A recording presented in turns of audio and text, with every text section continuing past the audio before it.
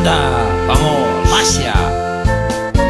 Lassù al quarto piano, quando gli uffici ormai son chiusi, col suo taccuino in mano, si aggira Gigi piano piano. Lui l'intervista tutti negli angoli più bui. Se vedi un fuggi fuggi, vuol dire che lì c'è lui. A mezzanotte va Marzullo tutte sere e fa domande che nessuno può capire, domande da gadà, ma lui non sa tacere, perché Marzullo c'ha la faccia come il sedere.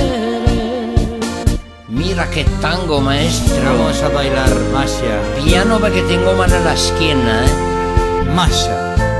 L'intervistato stanco sente domanda misteriosa: se il Monte Bianco è bianco, se il Monte Rosa è proprio rosa.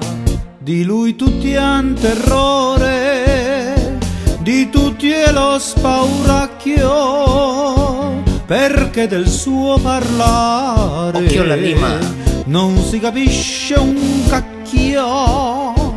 A mezzanotte va Marzullo tutte sere e fa domande che nessuno può capire, domande da gadà, ma lui non sa tacere, perché Marzullo c'ha la faccia come il sedere.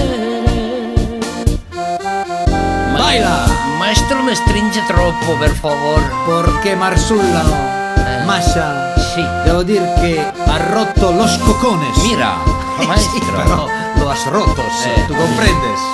Ok. Domande da gadà, ma lui non sa tacere, perché Marzullo c'ha la faccia come il sedere. Aia la schiena, maestro.